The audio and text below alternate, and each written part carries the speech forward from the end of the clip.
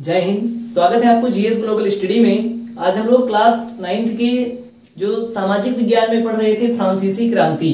ठीक, तो फ्रांसीसी क्रांति आज हम लोग आगे बढ़ते हैं कि फ्रांसीसी क्रांति में हम लोगों ने देखा था कि आज जो हमको पढ़ना है मुख्य रूप से जैकोबिन क्लब को पढ़ना है। ठीक, इसके पहले हमने फ्रांसीसी के कारण के प्रभाव, ठीक, और उसमें जितनी भी घटनाएं घटित हुई उन सारी घटनाओं को हम लोगों ने प्रीवियस क्लास में पढ़ चुके हैं। ठीक, तो जिसमें आज हमको मुख्य रूप से पढ़ना है जैकोबिन क्लब। ठीक, तो जैकोबिन क्लब को यहाँ पर फ्रांसीसी क्रांति के अंतर्गत पढ़ते हैं, जिसमें देखते हैं कि जैकोबिन क्लब का मुख्य उद्देश्य क्या था। ठीक, तो इसके पहले जब हम लोगों ने पढ़े थे फ्रांस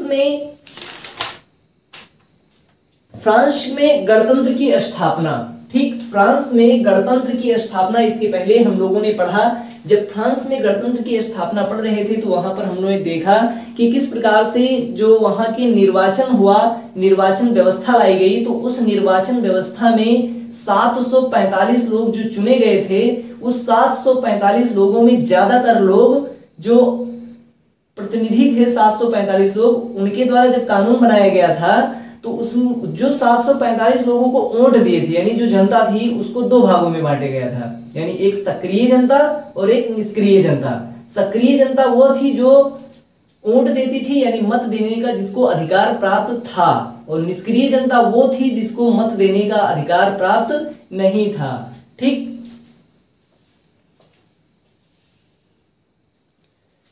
तो इसमें जितने लोगों को, यानी जब 745 लोगों को मत जो सदस्य चुने गए थे और उनको जो जनता थी वो दो भागों में डिवाइड था, सक्रिय और निष्क्रिय। ठीक, अब सक्रिय लोग क्या करते थे कि वोट डालते थे और निष्क्रिय लोग वोट नहीं डालते थे। सक्रियों की जो रिक्वायरमेंट थी, उसकी योग्यता था कि वो 25 वर्ष से ज्यादा होना चाहिए उसकी आयु। ठीक, महिलाओं को वोट डालने का अधिकार नहीं था और 25 वर्ष से कम लोगों को वोट डालने का अधिकार नहीं था। तो क्या जो 25 वर्ग के सारे लोग थे उनको वोट डालने का अधिकार था? नहीं। जिनके पास संपत्ति ज्यादा होती थी या जो अमीर लोग होते थे उन्हीं का जो है वोटर लिस्ट में नाम आता था। ठीक, यानी वही लोग वोट डाल पाते थे, जो पढ़े लिखे लोग होते थे और जिनको संपत्ति ज्यादा था, अमीर लोग थे, वही लोग वोट डालते थे। तो अब जो संपत्तिहीन लोग थे, यानी जो गरीब लोग थे, जो समाज का निम्न वर्ग के लोग थे, उन लोगों को वोट डालने का अधिकार ही नहीं था। तो उन लोगों ने मिलके एक संगठन बनाया जिसका नाम है जैकोबिन क्लब। ठीक, मुख्य रूप से जैकोबिन क्लब का गठन किया गया मजदूरों द्वारा, जो वहां के निम्न वर्ग के लोग थे, यानी कृषकों द्वारा, मजदूरों द्वारा, जो नाई लोग, धोबी लोग, ये सारे लोग इस जैकोबिन क्लब के सदस्य बने। और इन सब के सदस्य में जो उनका मुख्य व्यक्ति बना उसका नाम था मैक्सविलियन रोबेस्पियर। ठीक, ये व्यक्ति इन सबका, यानी जैकोबिन क्लब का सदस्य के अध्यक्ष बने ये।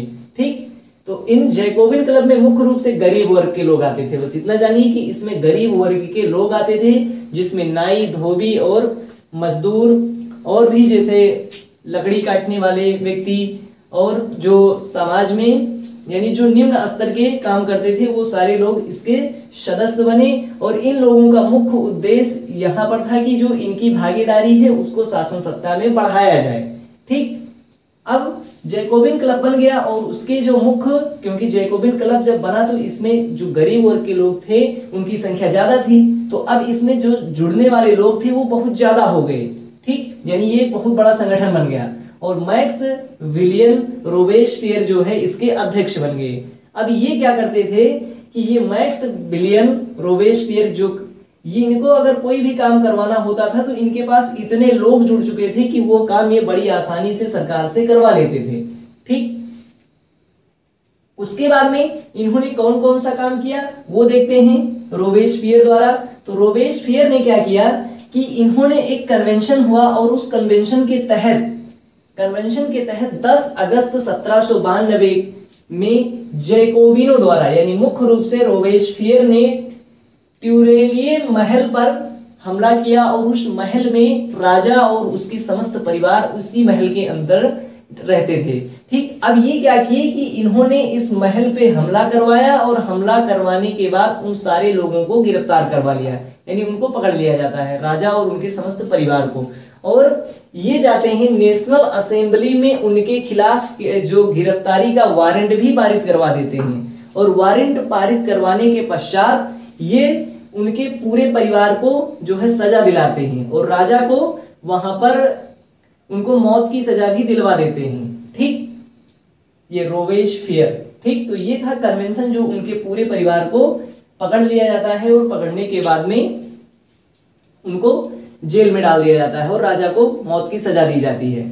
ठीक, उसके बाद में जो आतंकी काल यानी फ्रांसीसी क्रांति में जो आतंक का काल बोला गया यानी आतंकी काल, तो इसको 1793 से 94 के मध्य का काल जो है आतंक का काल बोला गया। क्यों? क्योंकि सबसे ज्यादा जो कन्वेंशन हुआ और उस कन्वेंशन के पश्चात जो आतंकी काल हुआ, रोबेस्पियर का अगर कोई व्यक्ति खिलाफत करता था तो ये जो है इतना क्रूर हो चुका था, इतना निर्दयी हो चुका था कि उन सारे लोगों को जो भी विद्रोह करने का प्रयास करते थे सबको पकड़ के जो है एक गिलोटिन नामक मशीन थी। ठीक, कौन सी? गिलोटिन नामक मशीन थी। इस मशीन में दो खंभ लगे होते थे, यानी एक स्तंभ इधर लगा होता था इधर, और बीच में जो है ऐसे आरी लगा होता था। दो स्तंभों के मध्य जो है एक आरी लगा होता था और उस आरी के बीच में यानी उस मशीन पे चढ़वाते थे। आरी साइड में लगा होता था और इसमें कुछ जो है सर को काटने वाला बढ़िया बना होता था। ठीक, तो इस मशीन पे चढ़ा के उनको जो है मौत की सजा दी जाती थी। तो राजा को तो इसी मशीन पे चढ़वाए थे। ठीक, कौन? ये रोबेस्पियर। और इन्होंने पूरे परिवार को कन्वेंशन के तहत उनको गिरफ्तार करवाया, उनके महल पर हमला करवाया। आतंकी काल इस 1793 और 94 के मध्य पूरे फ्रांस में बहुत ज्यादा आतंकी गतिविधियां हुई। आतंकी मतलब पूरा आतंक मचा रखा था। कौन? रोबेस्पियर ने। अगर कोई भी खिलाफत करता था तो तुरंत ये उसको गिलोटिन मशीन पे चढ़वा देता था, रोबेस्पियर। ठीक, ये इतना क्रूर हो गया था, एकदम निरंकुश हो गया था, यानी इसने जो है एकदम निरंकुश शासन की तरह शासन करने लगे।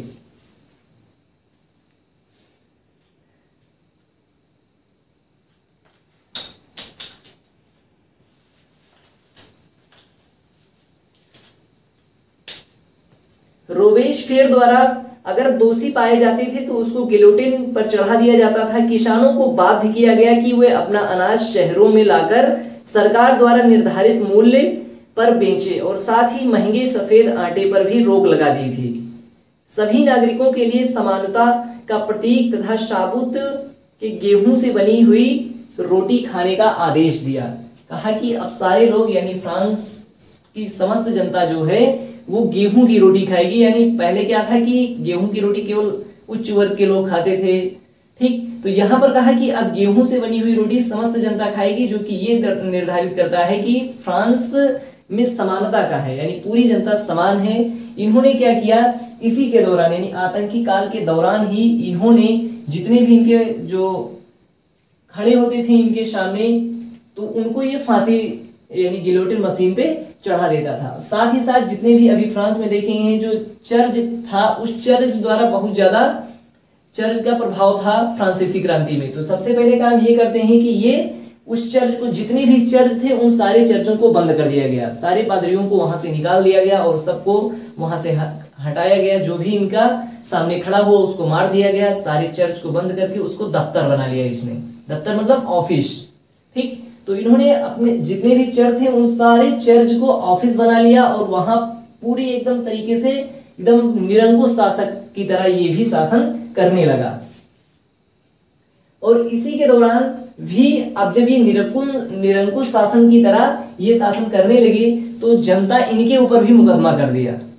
किसके ऊपर? रोबेस्पियर के ऊपर जनता ने मुकदमा कर दिया कि ये भी जो है एक निरंकुश शासक की तरह किसी की बात सुनता ही नहीं है, जनता का शासन होना चाहिए, बल्कि ये अपनी मर्जी का कर रहा है, जो चाहता है वो करवा लेता है। इसके लिए अदालत में इसके ऊपर भी मुकदमा चला और इसी के द्वारा बनाई गई गिलोटिन मशीन पे इसमें जब मुकदमा चलता है तो ये दोषी पाया जाता है और इसे भी मौत की सजा होती है। यानी ये जो मशीन लेकर आया था गिलोटिन, इसी मशीन पर इस व्यक्ति को भी चढ़ा दिया जाता है।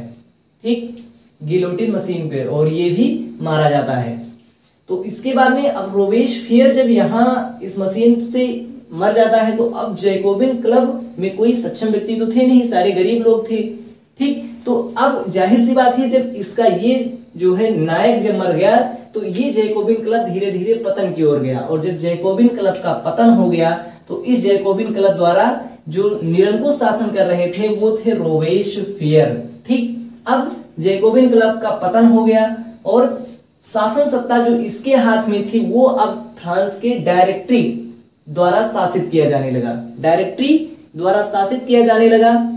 जैकोबिनों के पतन के बाद सत्ता मध्यम वर्ग और संपन्न लोगों के पास आ गई। एक नए संविधान का निर्माण किया गया जिसमें संपत्तिहीन वर्ग को मत देने से वंचित कर दिया गया था, और इस संविधान में चुनी गई विधान परिषदों का प्रावधान था। ये परिषदें 5 सदस्यों कार्यपालिका की नियुक्ति करती थी जिसे डायरेक्टरी कहा जाता था। इस प्रावधान के माध्यम से जैकोबिनों के शासनकाल वाली एक व्यक्ति केंद्रीय पालिका से बचने का प्रयास किया, परंतु डायरेक्टरी के विवाद और विधान परिषदों से होता था, जिसके कारण उसे विकसित करने की कोशिश करती थी। यानी यहाँ पर ये कहा गया जो डायरेक्टरी शासन में मुख्य रूप से कि यहाँ पर भी एक नया संविधान लाया गया। अभी जो इसका शासन व्यवस्था था वो पूर्ण रूप से खत्म कर दिया गया, क्योंकि ये भी एक प्रकार का जो निरंकुश शासन कर रहा था, तो इसकी शासन व्यवस्था यानी इसका जो नियम था वो सब कुछ हटा दिया गया, एक नया संविधान बनाया गया और उसमें जो एक केंद्र जो एक विधान परिषद का भी गठन किया गया। जितने भी लोग थे यानी जो 25 वर्ष के ऊपर वाले लोगों को वोट डालने का अधिकार था और महिलाओं को वोट डालने का अधिकार नहीं था, वो सारी व्यवस्था यहाँ पर संविधान बना के महिलाओं को भी वोट डालने का अधिकार मिलता है। और वोट डालने का जो एज था वो कम करके उसको कर दिया गया 21 वर्ष। ठीक, तो वोट डालने का एज कर दिया गया 21 वर्ष। कब किया गया था वोट डालने का उम्र? तो 1946 में 1946 में 21 वर्ष कर दिया गया। ठीक, जितने भी जो अन्य जैकोबिन क्लब के सदस्य थे यानी इसमें जो जुड़ने वाले लोग थे, जो गरीब लोग थे और संपत्तिहीन लोग थे, उन सारे लोगों को भी वोट डालने का अधिकार मिल जाता है। ठीक, इस डायरेक्टरी शासित द्वारा फ्रांस के माध्यम से, ये डायरेक्टरी मतलब ये जो है कोई एक व्यक्ति नहीं था बल्कि पूरा ग्रुप बना के, यानी जिस प्रकार से एक संघ बना के शासन करते हैं उस प्रकार से संविधान को आगे रखकर संघ बनाकर ये अपना शासन कराते थे ये लोग। ठीक, अब इसमें कोई एक व्यक्ति नहीं था कि जो रोबेस्पियर जैसा कोई व्यक्ति हो और ये आके निरंकुश शासन करे, क्योंकि यहाँ पर एक संविधान बनाया गया और संविधान के अनुसार संघ बना के शासन चलाया जाने लगा। तो ये जो है एक प्रकार का एक ऐसी व्यवस्था थी जिसमें प्रजातंत्र हो जो ज्यादा यहाँ पर प्रभावी हुआ, क्योंकि यहाँ प्रजातंत्र तो था लेकिन यहाँ पर एक निरंकुश वाद आ गया, तो निरंकुश को खत्म किया गया और एक बार से फिर से जो है एक लोकतंत्र की स्थापना होती है। ठीक, उसके बाद महिला सुधार कानून, महिलाओं के लिए बहुत सारा कानून लागू किया गया जो कि महिलाओं को भी वोट डालने का अधिकार नहीं था, उन महिलाओं को भी, सारी महिलाओं को वोट डालने का अधिकार मिल जाता है। महिलाओं को भी अपने विवाह से संबंधित जो छूट यानी अधिकार प्राप्त किए गए। अगर कोई महिला अगर अपना विवाह अपने मर्जी से करना चाहती है तो वह कर सकती है, उसके द्वारा वह अपने पिता के दबाव में नहीं आ सकती। यानी अगर वह राजी है शादी करने से किसी व्यक्ति के साथ तो उसके पिताजी उसको रोक नहीं सकते, ना ही उसको जबरदस्ती शादी करा सकते हैं। तो महिलाओं से संबंधित कानून, कई सारा कानून पारित हुआ जिसमें तलाक की भी व्यवस्था किया गया कि अगर कोई महिला तलाक चाहती है तो उसको आसानी से तलाक मिल सकता है, तलाक पुरुष हो या महिला दोनों की ओर से दायर किया जा सकता है। तो महिलाओं से संबंधित कई सारे कानून पारित किए गए जिसमें मुख्य कानून है कि उन्हें वोट डालने का अधिकार मिला। ठीक, उसके बाद दासता का अंत हुआ। दासता मतलब गुलाम, जो गुलामी की व्यवस्था थी उस गुलामी की व्यवस्था का अंत हुआ। और यहाँ पर जब जो राष्ट्रीय प्रतीक बनाया गया था उसमें हम पहले ही बता चुके हैं कि टूटी हुई जंजीर का किस चीज को प्रदर्शित करती है, तो टूटी हुई जंजीर जो है दासता से मुक्ति का प्रतीक है। ठीक, बच्छीदार गट्ठर वो किसका प्रतीक है, तो वो भी प्रतीक है एकता का। अगर अकेले रहेंगे टूट जाएंगे, लेकिन अगर पूरे गट्ठर में रहेंगे यानी बच्छीदार तो वो नहीं टूटेगा, यानी मजबूत होंगे। तो यानी वहां पर एकता में बल को दिखाया गया। तो इस प्रकार से वहां पर इन सारी चीजों को हम लोगों ने पहले ही पढ़ चुके हैं। ठीक, तो ये थी फ्रांसीसी क्रांति के अंतर्गत जितनी भी घटनाएं घटित हुई वो सारी घटनाएं हैं। ठीक, एक कंप्लीट सिलेबस है जो कि यहाँ पर हम लोगों ने बहुत ही आसानी से इस चैप्टर को यहाँ पर पढ़ा। लेकिन इसमें अभी भी थोड़ा सा इसमें नेपोलियन का उदय किताब में थोड़ा, जो किताब आप लोग पढ़ते हैं उसमें थोड़ा पहले है, ठीक। लेकिन अभी तक इसको क्यों नहीं बताया, क्योंकि नेपोलियन का उदय हमको हाई स्कूल में पढ़ना है, क्योंकि यहाँ पर केवल नेपोलियन का उदय है, नेपोलियन का जन्म कहाँ पर हुआ और नेपोलियन के जो माता पिता का क्या नाम था, इन्होंने कौन से कैसे जाके जो है फ्रांस की गद्दी पर बैठते हैं, क्योंकि अभी ये नहीं बैठे हैं, अभी जो है ये शासन व्यवस्था चल रही थी, डायरेक्टरी द्वारा शासित फ्रांस चल रहा था।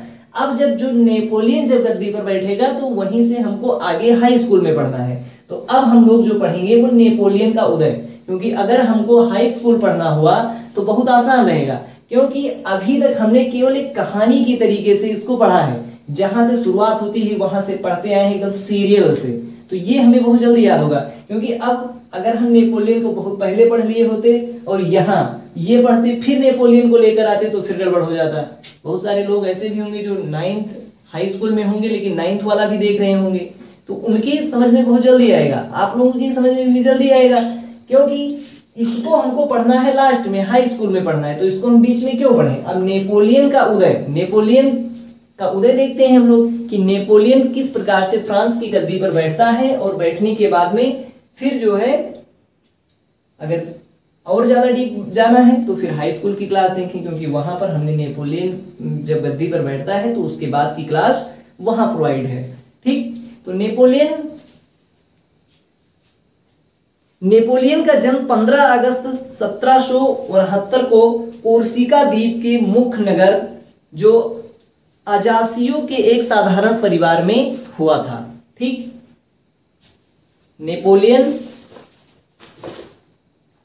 नेपोलियन का जन्म 15 अगस्त 1769 में, 15 अगस्त याद रखो, 15 अगस्त 1769 में, ठीक, 15 अगस्त 1769 में नेपोलियन का जन्म हुआ था।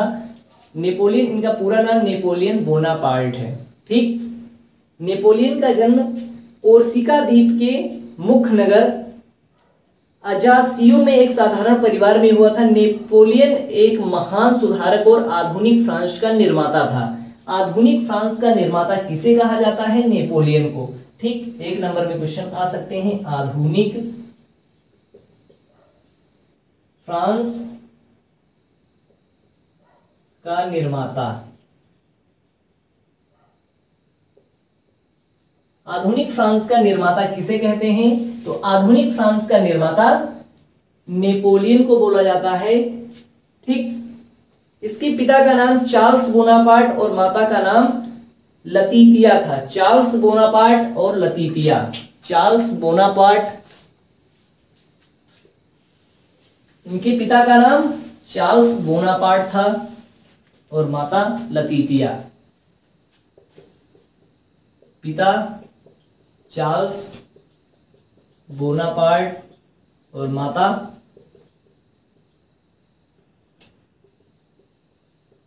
लतीतिया। लतीतिया और चार्ल्स बोनापार्ट, इनके माता का नाम लतीतिया, पिता का नाम चार्ल्स बोनापार्ट था। नेपोलियन ने 10 नवंबर 1799 को डायरेक्टरी को भंग कर स्वयं को फ्रांस का काउंसिल निर्वाचित करवा लिया। 10 नवंबर 1799 को डायरेक्टरी को ही भंग कर दिया। अभी डायरेक्टरी क्या था? डायरेक्टरी अभी जो इसके पहले, अब डायरेक्टरी का मतलब डायरेक्टरी द्वारा फ्रांस में जो अभी जस्ट बताए हैं कि डायरेक्टरी क्या था, फ्रांस में जब रोबेस्पियर का अंत होता है तो उसके बाद में डायरेक्टरी द्वारा फ्रांस में शासन किया जाता है, ठीक। अब उस डायरेक्टरी को भी नेपोलियन ने 10 नवंबर 1799 को भंग कर दिया। 10 नवंबर 1799 को फ्रांस 1799 को फ्रांस की गद्दी पर बैठता है डायरेक्टरी को भंग करके, ठीक। डायरेक्टरी को भंग करके फ्रांस की गद्दी पर 10 नवंबर 1799 को गद्दी पर बैठता है। और जो कि अभी जो ये नेपोलियन था, ये एक आधुनिक फ्रांस का निर्माता कहा जाता था और ये एक समाज सुधारक भी था। जब ये गद्दी पर बैठता है तो बहुत सारी छूटें प्रदान करता है और लोगों को ये लोकतंत्र की ओर एक कदम और आगे जाता है, यानी ये अपनी एक जो किताब लागू करता है, यानी एक अपना संविधान लागू करता है, नेपोलियन संहिता। ठीक, वो नेपोलियन संहिता हम लोगों को हाई स्कूल में पढ़ना है। ठीक, तो ये नेपोलियन संहिता लागू करता है और फिर उसके बाद में ये फ्रांस की गद्दी पर बैठता है और फिर इसकी जो बुद्धि और विवेक से ये अपने अगल बगल के राज्यों को जीतता है और ये पूरे इसका यश पूरे फ्रांस में फैल जाता है। और ये इतना बुद्धिमान और इतना होशियार व्यक्ति था कि अपने अगल बगल जो पड़ोसी राज्य थे वो जो इसके ऊपर कब्जा करना चाहते थे उन सबको बहुत दूर भगाया अपने राज्य से और फ्रांस को एकदम बेहतरीन तरीके से शासन चलाने लगा। ठीक, उसके बाद में लेकिन 1813 में इसके जो दुश्मन थे, अभी दुश्मन इसका कौन था, नेपोलियन का, तो इसके 4 देश मिलकर इसको हराते हैं नेपोलियन को। कौन कौन से देश, अभी जो है इसकी कीर्ति इतना ज्यादा फैल चुका था पूरे फ्रांस में कि इसके अगल बगल वाले राज्य भी इससे जलने लगे थे। तो अभी इसके जो दुश्मन भी थे, क्योंकि दुश्मन इसका कौन था, अब इसके दुश्मन थे जो ऑस्ट्रिया।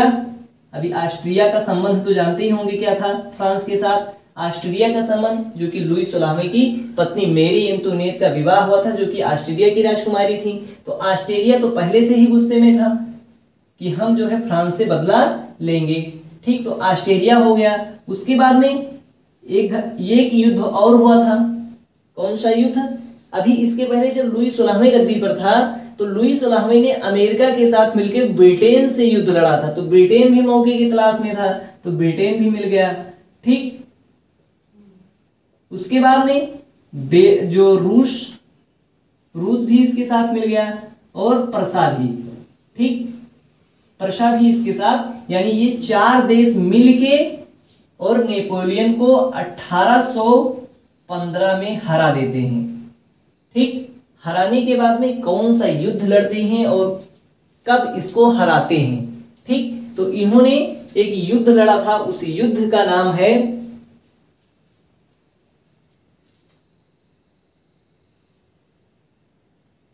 वाटरलू। वाटरलू नामक स्थान पर ये हार जाता है। वाटरलू नामक युद्ध में, यानी वाटरलू नामक स्थान पे ये हार जाता है और हारने के पश्चात इसे सेंट हेलेना द्वीप में इसके जीवन के अंतिम क्षण तक इसे सेंट हेलेना द्वीप में रखा जाता है। ठीक, सेंट हेलेना द्वीप, जहां पर इसकी मृत्यु 5 मई 1821 को हो जाती है। सेंट हेलेना द्वीप, सेंट हेलेना द्वीप में इसको रखा जाता है और इसकी मृत्यु 5 मई 1821 को हो जाता है। ठीक, तो नेपोलियन का था ये उदय। बाकी नेपोलियन के बारे में हम लोग अगर ज्यादा जानकारी चाहिए तो नेपोलियन का जो हाई स्कूल की क्लास देखी नेपोलियन के बारे में, वहां पर संपूर्ण जानकारी किस प्रकार से जो उन्होंने जो नेपोलियन संहिता लागू किया, किस प्रकार से वो हारे और किस प्रकार से कौन सी घटनाएं घटित हुई, वो सारी घटनाएं हम लोगों को हाई स्कूल में पढ़ सकते हैं। ठीक, तो नेपोलियन का जन्म होता है 15 अगस्त 1769 को। आधुनिक फ्रांस का निर्माता बोला जाता है नेपोलियन को। इसके पिता का नाम चार्ल्स बोनापार्ट था, माता लतीतिया थी। 10 नवंबर 1799 पर ये फ्रांस की गद्दी पर बैठता है। जो डायरेक्टरी था उस डायरेक्टरी को भंग करने के पश्चात लेकिन ऑस्ट्रिया, ब्रिटेन, रूस और प्रसा ने मिलकर इसको 1815 में वाटरलू नामक स्थान पर इसे हराते हैं और सेंट हेलेना द्वीप में इसे कैद करके वहीं पर इसको रखा जाता है, जहां पर इसकी मृत्यु 5 मई 1821 को हो जाता है। ठीक, तो 1821 को में इसकी मृत्यु होती है। तो ये थे फ्रांसीसी क्रांति। और फ्रांसीसी क्रांति अभी कोई जो फ्रांसीसी क्रांति इतना छोटा चैप्टर नहीं है, अभी इसमें काफी कुछ बहुत ज्यादा है, लेकिन हम लोगों के लिए क्लास 9th के हिसाब से इतना जितना इंपॉर्टेंट था, इंपॉर्टेंट से भी ज्यादा इंपॉर्टेंट हम लोगों ने पढ़ा। ठीक, अभी इसके बारे में तो हाई स्कूल में भी अभी नेपोलियन के आगे वाला इनकी सारी घटनाएं पढ़ना ही है। ठीक, तो हमारा जो फ्रांसीसी क्रांति था क्लास 9th का ये समाप्त होता है और फिर अब हम लोग दूसरे चैप्टर में मिलेंगे नेक्स्ट वीडियो में, नेक्स्ट चैप्टर पर। ठीक, तो आप लोगों ने फ्रांसीसी क्रांति जो क्लास 9th के सिलेबस में है उसको कंप्लीट पढ़ा। कंप्लीट पढ़ने के बाद में अगर पूरा क्लास देखा है तो हमें लगता है कि कोई भी डाउट्स नहीं रह गया होगा। फिर भी अगर किसी को किसी भी प्रकार का अगर कोई भी डाउट्स रह जाता है तो उसको कमेंट करें और बताएं। ठीक, उसके लिए हम दोबारा से सेशन भी लाएंगे अगर यहाँ पर किसी को भी कोई भी प्रकार की दिक्कत है तो। ठीक, फिर मिलते हैं नेक्स्ट क्लास में। जय हिंद।